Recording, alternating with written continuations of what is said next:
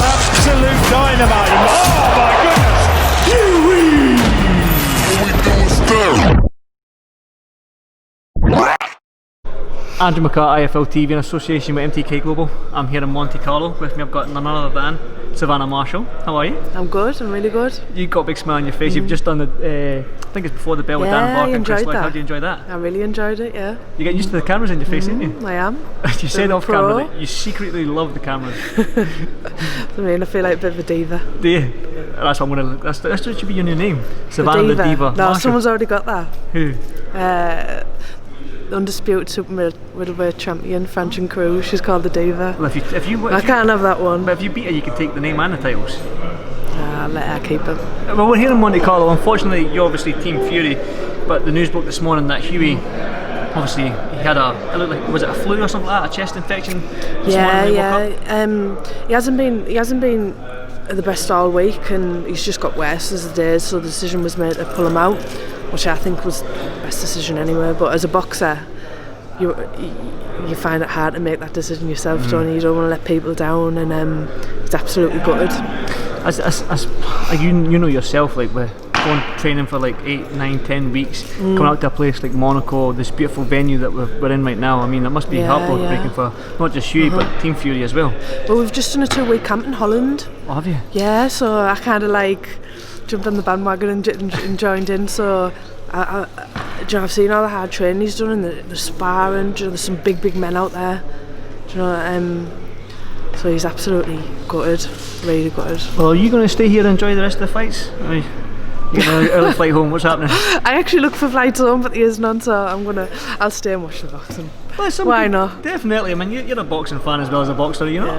Yeah. Well, I want to talk about the women's boxing because obviously you are a part of that, believe it or not. Cecilia BRAEKHUS, you must be excited to see her. I mean, she's called the First Lady for a reason, and she's been in the game for so long, undisputed welterweight champion.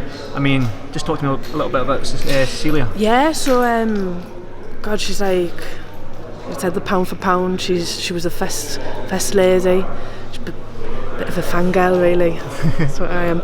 But no, I've never actually seen her box. I've only seen clips and stuff like that.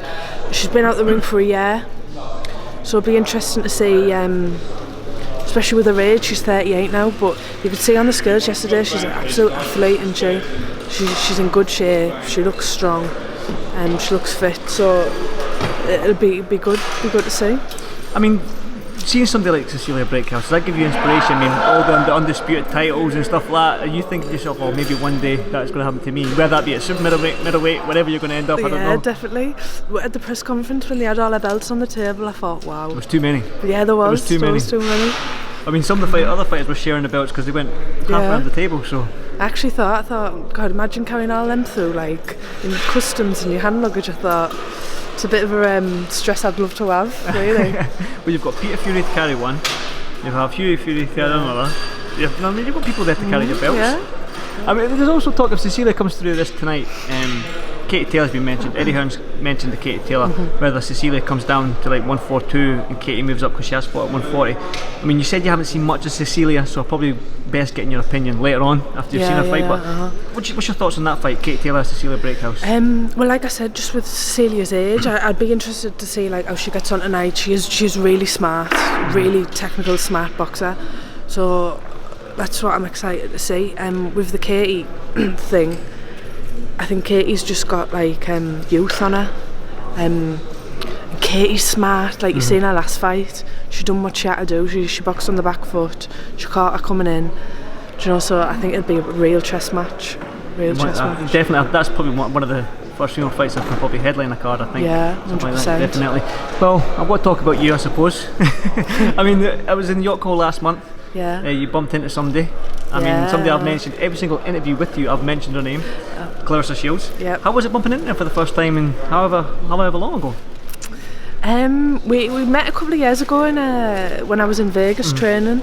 We met and we to be honest, we've always been alright with each other face to face. I think just a bit social media, she gets a bit carried away with herself. But no, it was alright. It was a bit I think they were expecting like a bit of push in and shove it or whatever they were expecting, but it wasn't was just quite respectful, really. Well, that's good for the IFL views, the pushing and the shoving. But Yeah. I mean, like I said, it was quite respectful. You were both Yeah, quite it was. respectful. But see, sizing it up again. Does that water your mouth to try and get this fight across the line? You against Claressa Shields, is that the fight? I mean, you mentioned it as well before that 2020 that fight can be made, but after obviously the fake head-to-head that we got in IFL, is that sort of watered your mouth a little bit for this fight? Yeah, 100%. That fight's a big fight for me. I've got to keep winning. As long as I keep winning, that fight will 100% happen next year. I want it to happen next year. So. She'll surely take that fight. I know she will. But, yeah, I need to keep winning, doing what I'm doing, and it'll happen. Can we expect some trash talk though if it does get made? I know it's Claressa's going to bring it, but I'm talking about you. Are you going to give some trash talk? Yeah, of course I will. I'm not going to have someone calling me this and that in my face. You know what I mean? Are you good at trash talking? I've not heard you said a bad word or swear or anything yet. I'll just stick the nut on it. Just stick the nut on it. No, it's all part of the game, isn't it? Yeah. She wants to go that way. We'll have a little whatever. Spat. Well, I won't keep you much longer, but final question. I mean, you're here right now in this venue. I'm going to do a little pan around to show everybody.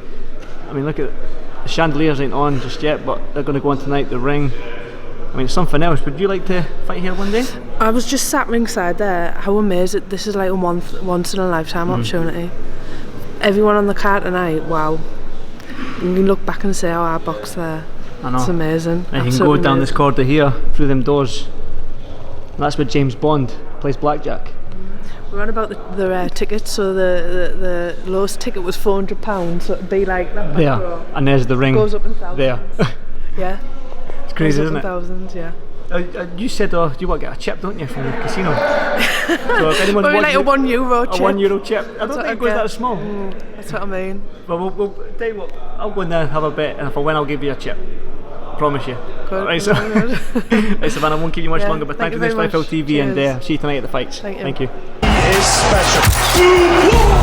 Absolute dynamite. Oh my goodness. Huey! All we do is stare.